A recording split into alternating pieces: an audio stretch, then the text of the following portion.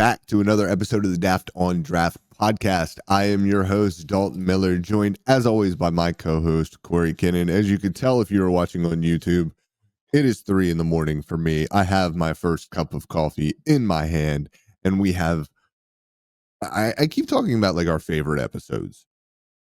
I do believe the Dafter drafts are fun for us because we get to be a little hot takey. The mock drafts are fun because we get to go through these different simulations. But the Q&As are my favorite because it gets us thinking outside of our own heads and into the minds of the people that follow us on social media. And so for me, I like that because it challenges me a little bit more. It gives us different topics to talk about, and it just gives us free content. And what is wrong with that? But as always, I cannot do it alone. Corey, I said this to you pre-show. You were the second to last person that I saw before I went to sleep, and the first person I saw when I woke up this morning. We're pretty much married at this point. How are you doing? Good, man. It's a little after 11 here for me, so I'm gonna record, probably write a little bit, and then go to bed on my end. So yeah, this is fun to navigate this time difference, the overseas time difference here. But I'm good since the last time I talked to you 8 hours ago. I'm really excited for us to get back to a 5-hour time difference instead of 4. The 4 is kind of tough. My body is already waking me up at like 4 in the morning right now, and so that's fine. But 3 is like, okay, that might be an hour early. That might be an hour early. Let's get into the questions here. We have them up in front of our face holes, and they have come from the bad place. They come from my Discord. And did you get any on Blue Sky? Because I didn't get any on Blue Sky this time. I didn't get any bites either. Yeah, you know, Blue Sky is up or down depending on people. You know, if they're really using it or really not. But Discord, my Discord guys, great job, great freaking job with the questions. The first one is from X, the bad place, and it is from Chris Gerard, who is a fantastic follower of mine, is a Giants fan, but really talks about the NFL and the draft at large. Are there any sleeper off-ball linebackers that you like in this draft class, Corey? Yeah, so I have 3, but I'm only gonna say 2 because I'm pretty sure you really like one, and probably one is on your list. So I'll say 2. I'm gonna start with Smile Mondon from Georgia. The dude's really raw still, instinctually at the linebacker position, but the athletic traits are there, and his good is really good. Like, his good is really good. The Tennessee game is really good linebacker tape. Like, if he played like that consistently, he would go top 50 because he is long, alien built, athletic as it gets, a Georgia athlete. So I do think that it'll take some time to kind of get his eyes right, both in coverage and coming downhill. But as far as taking a shot on athletic tools, I think that Smile Mondon is probably the best day 3 shot you could take on tools at the linebacker position. My second one is a Shrine Bowl guy, and a guy who really impressed me at the Shrine Bowl, and that's Cal's Teddy Buchanan as well. Also a pretty good athlete. I do think there are some instincts there to work with as well, both in coverage and coming downhill. I question how heavy his hands are. I question how well he can deconstruct blocks a little bit. But he does have kind of that like flashy lightning in a bottle where he can twitch past blockers rather than work through them a little bit. So there's a little bit to work there with Teddy Buchanan as well. And he can backpedal. So I think that plays to his advantage a little bit too. So those are the 2 guys that I'll say. And then if you don't say the name that I think you're going to say that I was also going to say, then I'll say that name too. I'm glad because honestly, I'm not sure if I know who you were talking about here. You raved about him all Senior Bowl week. You raved about him all Senior Bowl week. Oh, okay. So it is the same guy. That would be Oregon's Jeffrey Bassa. No, that's not what I was going to say. Oh, really? Oh, Shamar James. Shamar James is the guy who I thought you were... Yeah, Shamar. Because I knew it was one of the 2, because those are the 2 guys that I was talking about during the Senior Bowl. I still have to get to Shamar James tape. I've watched Jeffrey Bassa, and I'm a big fan of Jeffrey Bassa. The other one is obviously Jack Kaiser. It's just because he's a Notre Dame linebacker, Notre Dame defensive player. So he's going to be well coached. And that's really all there is to it. I do have a question though. Is Barrett Carter an under the radar guy at this point? Is he a sleeper at this point? I think he just is. Like, he's better than Jeremiah Trotter was last year, but okay, so I really like him. He's just 5'10" and can't see. And so when he can see, things look really good. And he actually brings you a little bit as a pass rusher as well, which is really weird for a super short guy like that. But he's pretty decent length for how short he is. And he's athletic as all get out. He's quick. He's darty. It's like a quarterback it's like Kyler Murray, where you just physically cannot always see the keys that you're supposed to be reading. And that's just what it comes down to. Like, I'm not a heightist. I don't want to be, but it just is what it is. It is the truth. And so yeah, there's a couple linebackers in this class that I kind of like in that later round talk. And then Demetrius Knight is one that neither of us have brought up, but I think he's the big one where we might see the NFL like him a lot more than. I think he's going to go like second round, so I didn't feel comfortable. Yeah, talking about him as a sleeper, but not a name that we hear a ton about. Yeah. Overall, I don't think, just because nobody cares about linebackers. But this one is from Dr. Salt on Discord, newer Discordian to the channel, but he has been very active and he knows his stuff. Favorite fits for Kaleb Johnson. He also asked if he would be a Brian Schottenheimer guy, but we're not going to talk about that. We're just going to talk about his fits in general. Best fit is one where he probably doesn't end up. But I guess he could with the way that team is looking. I think that they need to probably go corner, but it's Minnesota. And I think we've been mocking him to Minnesota in like all of our mock drafts. It kind of makes a whole lot of sense to us. Is there anywhere else? I mean, I can think one more, but Cleveland. Oh yeah. Cleveland would be if he's there at 33. I've seen that multiple times. Yeah, I was going to say I've seen that multiple times recently as well. People talking about the fit there. I do think the other fit that we could talk about specifically from like running a wide zone or a zone offense is at 20 to Denver, but Denver's going to draft Cole. Well, they just signed Evan Ingram, so maybe they'll punt on tight end for. I mean, Evan Ingram's more of like a slot. Well, I guess Colson Loveland is though too, but Colson Loveland, I guess you can move around a little bit more. Yeah. And he really wants his Joker. Sean Payton talks about that all the time, and I don't think Evan Ingram is that. I mean, Tyler Warren is really who that is, but Tyler Warren I don't think is going to wait until 20 to get selected. So we'll see. We will see. Yeah, I would say Houston too, but I think Houston's need is pretty evident after they just completely took dynamite to their entire offensive line. That was already bad. Yeah, that was already bad. So I would say Houston would be another team, but probably not. This next question is from Riley, who is one of the OG Discordians. Do we see more offensive or defensive players go in the top 15 of this draft? That is an interesting question. All right, I'm going to pull up a simulator real fast because I have to visually see it. Yeah, this is a really good question because this entire year we've talked about it's a better defensive class than an offensive class. It's a better defensive class than an offensive class. But defenses are very much built around scheme and player fit. And offense is where you really want to get your franchise stalwarts. And so for me, this is a really tough discussion, but we went through and kind of mocked out the first 15. And it is close. And it is really close if you think Travis Hunter might end up playing offense. It ended up being 8 and 7, 8 defensive players and 7 offensive players for us. If he is a defender, if he's if he's a wide receiver. If he's a corner, then it's obviously 9 and 6. But that was a really tough exercise, and it can still go either way because there are a couple teams that we really struggled going through and say, hey, Mhm. they have needs on both sides of the ball, so it really can go either way.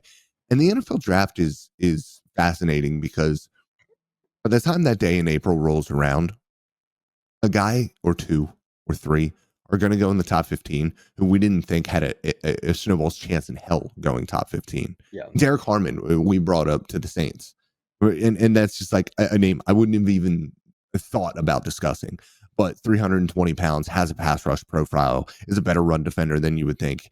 His moves a little bit funky, but like, It works for him. yeah, His like, body type is weird too. Like he's got a lot of fluff on him, but yeah, he's like rocked up underneath of it and he moves well, even though he looks yeah, a little puffy. yeah. He's an It, interesting player. yeah. And so, yeah, anything can happen, but we do think more defense than offense. Yeah. The only thing that I would add is there's a couple wild cards. One, Ted McMillan is still on the board in the scenario. We didn't have him going somewhere in the top 15, and some team absolutely could. And two, we're probably going to see a premium on offensive tackles. Like, look how much money Yeah. mid to bad offensive tackles are getting free agency. So we could see teams like And we Joshua didn't Simmons, and we Kelvin didn't have Banks, Shedeur in the top 15 either. and we did have Shedeur in the top 15. Josh Connerly, Kelvin Banks, and Josh Simmons were all still on the board in this top 15 exercise that we did just to kind of sort it out. So if teams do say no, we need tackles, and they reach, we could see some issues there as well that could cause some more offensive players to go. But right now, I'd lean defense as well. Yeah. I don't know who this next questioner, I don't know how to, it's a bunch of letters. It's Yes, this was a reply to WHSM. my Twitter account. Yeah, so this Yeah. was a mention in my Twitter account. It's WHSMEUZNEIXNEI. That I don't even know what sound that would make. What should the Patriots do if Hunter and Carter aren't there? Not what will they do, because they're going to take an offensive lineman. They're going to take Will Campbell, or they're going to take Armand Membao here. What should they do, Corey? Yeah. Honestly, they probably should take Will Campbell or Amon Minbow. Like that's I'm looking at it. I'm like, I mean, 4 is too high for Tet, and they have a need at wide receiver. Well, Like that, listen, Corey. 4 is too high for Matthew Golden, If we stay true to our board, Luther Burden, but I think 4 is even too high for Luther Burden. Will Johnson. They But just signed Carlton Davis though to play opposite. I Christian understand Gonzalez that. as well. But if we're talking about drafting good players, but then again, we need to talk about cost. Yeah. And taking a corner is fine. The issue with corners, even taking corners high, and I think it's a really big reason why a corner hasn't gone one in ever, is that it's an incredibly volatile position. No matter how good you are, those guys on the other side, you have to mirror the best athletes in the world, and they have all of the rules in their advantage. Yep. And so there's a reason they make more money. There's a reason why we see guys have outstanding years at corner and then fall off a cliff. It's also a very, very confidence driven position as well. You have to have the mind of a goldfish. And so for me, yeah, I think high, you have a better, it's a better team building experiment to just try to build in the trenches. What about Mason Graham here? After all the money they just spent on Mason or Milton Williams, Different players, though. they are different players. I think Mason Graham makes sense because they did just trade Davin Gado to the Saints. I don't know And if I that's think his name. And I think interior pressure, if you miss out on the exterior pressure guy, somebody like Mason Graham paired with Milton Williams on the interior could be a pretty devastating duo. And Christian Barmore's had his health issues and like the blood clots and some stuff. Yeah, Like I mean, he might not play. Yeah, so Mason Graham would make some sense here too, but I do think it's probably one of those three between Campbell, Membao, and Graham that make the most sense. Yeah, I agree. Would you I be shocked? agree. Would you be shocked though, because of the usage they've gotten out of a guy like Hunter Henry, if they were just like, F it, let's go get Tyler Warren? Well, having Drake May and Tyler Warren on the same football Would team would be be unreal. awesome. That would be Yes, it would be. awesome. I haven't thought about that, but we're taking a tight end at 4. That would be Steve. You better know how to use them, and I'm not giving that credit to Josh McDaniels.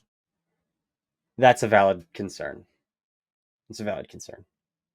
Maybe Ashton Janty here. Pairing him and I know that Ramondre. Stevenson is there, and Stevenson's a good player, but like Josh McDaniels and like they want to. Their head coach has a run the damn ball hat. Like, Yeah. you never know. You never know. Yeah, they've very much focused on the trenches as well, which makes me think that's why I think Campbell or Membow would be the pick. But I wouldn't put it past. I And wouldn't put it it's past them good to just build. take a blue chip or like Warren or Janzy though. Yeah, and I think it's intelligent to build off of building the interior offensive or the offensive and defensive lines. The trenches are where you win football games consistently. The next question we have is from Punk and Shine, who is also a Riley Leonard fan. It's a little bit of a joke that we have in the Discord there. Would you draft any of the tight ends in this class in the top 20? We absolutely would. Probably Tyler Warren for for sure. us. Yeah. Tyler Warren for us is the best tight end that we've seen in quite some time, in my opinion.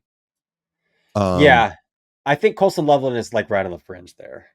I think Denver at 20 is a good fit, but I didn't want to argue with him on the social media because it's just not like really where I'm at this point in my life. But he's a buddy of mine, and I really respect him, and we talk a lot about ball. I just didn't have the time yesterday. And he was talking about Colson, and he was talking about the AC joint injury and how that hampered his ability as a blocker this year. And I didn't really think about that going through his film. I just don't see, and he didn't see Helm as a good blocker either. So like him and I just kind of see these tight ends a little bit differently. Like, I don't even see Colson Loveland as a tight end. I see him as a big slot. I see him as a wide receiver. He thinks that he's a better blocker and more versatile blocker. And I always am like this. I want to see this perspective from other people, and other people might also see this perspective. And if he has the frame to build on it, maybe he can be, more of an all-around tight end than I think he could be, which is more of like an offensive weapon. He really likes the way he moves. He thinks that he moves a little bit like Drake London, and I think he moves a little bit like Drake London too. A little bit like Marquez Colston in that offense for Sean Payton. So like that's where I see Payton, and that's in the top 20 right there as well. So it's right on the cusp, but it is what it is. They're the only two though. Oh yeah. We did like a full bell curve on this tight end class. Mm-hmm. You and I did. We started out low and we're like, wait, this tight end class is secretly awesome, and now we're back to like, there's some fun players, but it's good, but it's still tight end at the end of the day, and you just don't draft those guys high. Yeah, you just find an athlete on day 3 to try to develop. This one is from Corb from Discord. How do the Titans get out of purgatory? They built the offensive. We've talked about this before. They built the offensive line. The biggest teller taking the quarterback. You got to absolutely smack on Cam Ward somehow. And maybe they do, and maybe Cam Ward proves both of us wrong and gets it quickly. I just think if you are really going to get out of purgatory, you draft Cam Ward, you find a veteran to start. You say, Cam, you're not going to play at all as a rookie. Sorry, but it ain't happening. Let him sit. Let him become a pro. Because my biggest issue with Ward is not even like specifically the tape. It's the tape over the past 3 years where I haven't seen the cognitive growth that I want to see from an NFL quarterback. It just has not materialized. That's what bothers me the most. Mm-hmm. The physical talent, we've talked about it a million times. It's there. It's getting everything above the shoulders where everything below the shoulders already is. That for me is the question. Yeah, obviously hitting on the quarterback is huge, and I don't think, based on what I've heard, that their plan is to not play him. What I've heard is they're looking for like veteran quality backup players who can mentor him on the fly. Like a Jake Browning is the name that I've heard because he has familiarity with Brian Callahan. And so I think that's the route they're going to take. So we'll see how that works. For me with the Titans, it comes down to... The best thing they should do, the thing that they should do is eat crap with Will Levis. Yep. Is see if you can salvage any value out of him if he plays half decent, because even if he plays half decent, you just drafted a quarterback at 1. That guy's going to eventually play. Unless Will Levis is just unbelievable, and then you have a really weird situation with Cam Ward. But like, I don't see that happening, obviously. And so you start Will Levis, you try to salvage some value. You get a guy, like you said, like Jake Browning, to mentor Cam Ward on the sideline, and you just eat crap with Will Levis for another year. Yeah, I think my bigger issue with the Titans, and this is if they take Cam Ward, it's not going to fix it. Is they never have any sort of congruency between front office and coaching staff. They have this very weird pattern of firing GMs and head coaches in separate years. Like they fired John Robinson, but they kept Mike Vrabel, and then they brought in Rand Carthon, and then a year later they fired Mike Vrabel because Mike Vrabel didn't want to stick it, like didn't like their plan.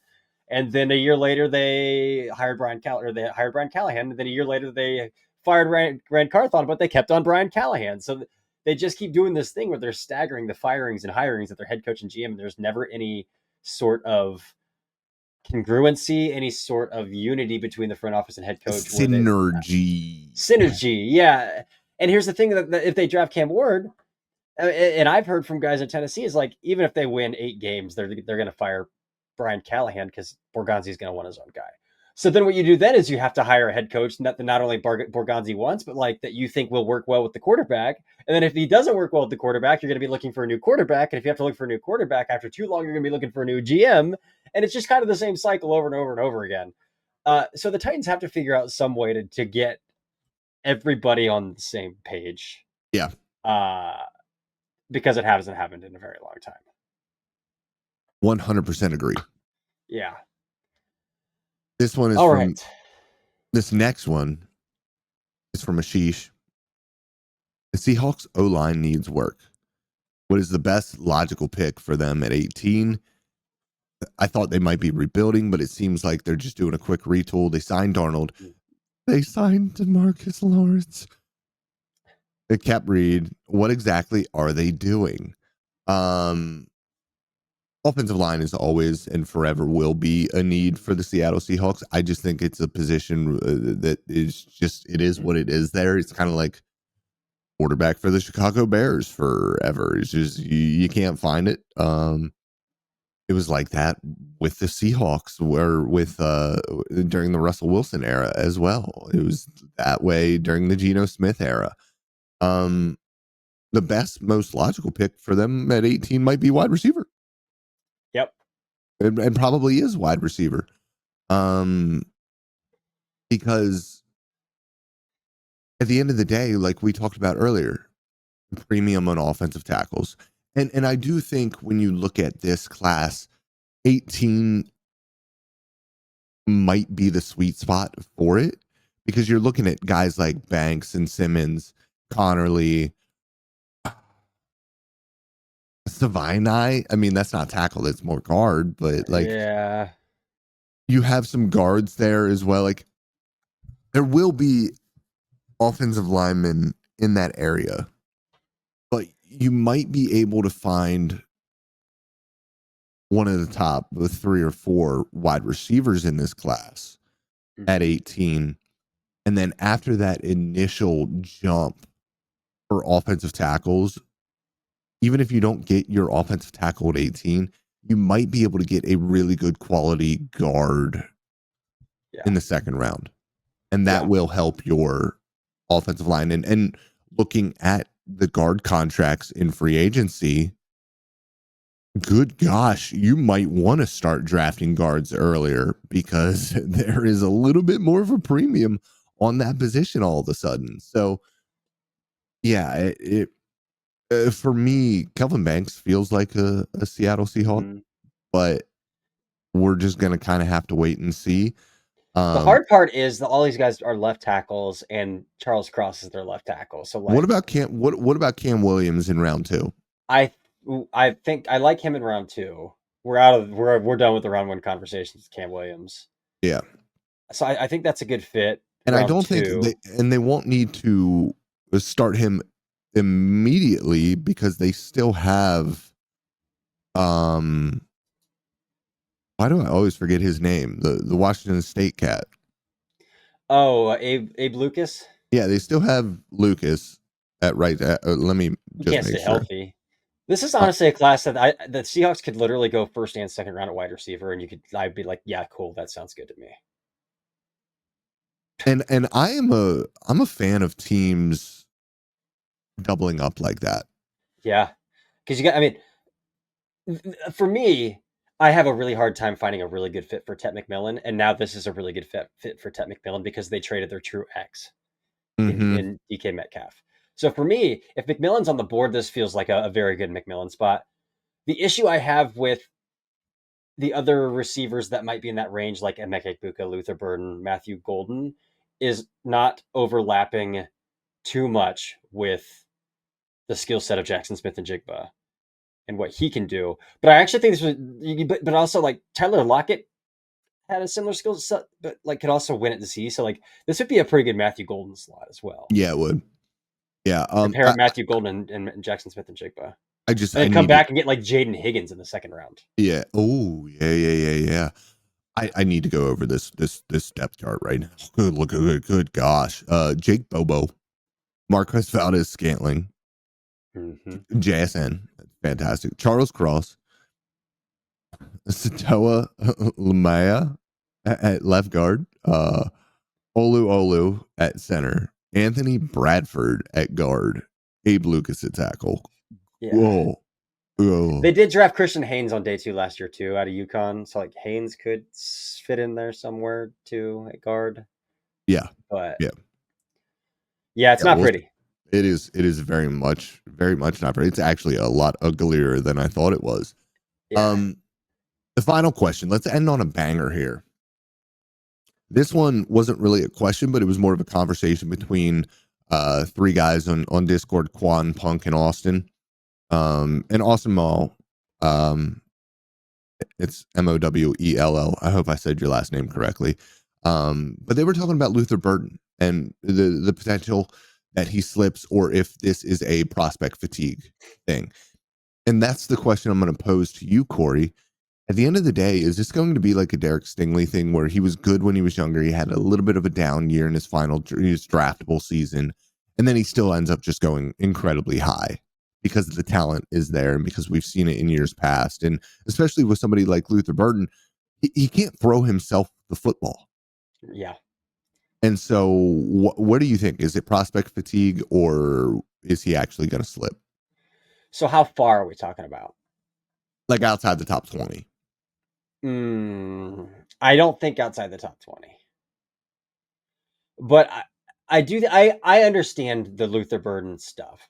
Yeah, absolutely. You have to be more creative in thinking of his skill sets and how that translates somewhere else that he's never, like, he doesn't play in college. And so I do think there are some legitimate hesitancies with Luther Burden. So it's not the same level of prospect fatigue that like we've talked about with Will Johnson, where I'm like, I don't understand what Will Johnson. For me personally, I think he's the best receiver in the class because I think he's so goddamn explosive. Even if I do think he's a little tight in the ankles and the route running might take a little bit, I see the body control. I see the play through contact. I see the explosiveness. And they're like, there's no reason that guy can't play Z at 5'10" and 206 pounds or whatever he is. Like, there's no reason this is a slot only, and we should be talking about him as a slot only. And so for me, that's where it's like, yeah, this is a guy, and this is a guy that I will take early. And there's a multitude of ways to get the football in his hands. So for me, I would take him in the top 10, but I don't think that it's legitimate prospect fatigue as much as it just takes a little more creativity. And I do think his draft stock is pretty all over the map. So the way that I look at Luther Burden is pretty much 1-to-1, when I envision him as a pro, I envision if Jamar Chase is like a Formula One level. I was trying to think of like retailers, but I can't think of like high end retailers versus like mid level retailers. If he is Red Bull in Formula One the past couple of years, I think Luther Burden is like the Aston Martin version of that, where like there are times where he looks like a rocket ship and you can really see it, like, oh, they could contend, he could be that guy. Mm-hmm. And then there's times where it just doesn't happen and he's just not there and he's not part of the offense and he's just running slot fades and not getting the ball, or running posts and running wide and free and not getting the ball, or it's just times where it's just not all meshing together. And so for me, it's like the dollar store, but I think calling him a dollar store version of Jamar Chase is derogatory. And I think that he is a very good prospect who, or maybe not a very good prospect. And that's the other issue. It's like, I think he's a great athlete. I think that you get the ball in his hands and he can do some really fun stuff. And he is 5'11" and 206 pounds and he has great contact balance and he's really shifty and he can make guys miss. And I think it's all there.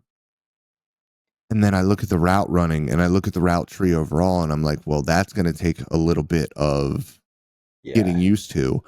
But then I look at Jamar Chase, who I had the same questions about him as a route runner. I didn't like him as a route runner, and he fell down my board because of it. I had other guys higher. And then he goes to the NFL level, and he just beats the crap out of guys. So I think at the end of the day,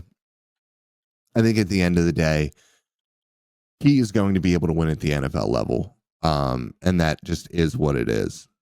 So that's all we got. That was the last question. Corey's got to run here real quick. There's a little bit of somebody just woke up in the family. He's got 2 small children. So we are going to get out of here. I love you guys. This was a Q&A. Goodbye.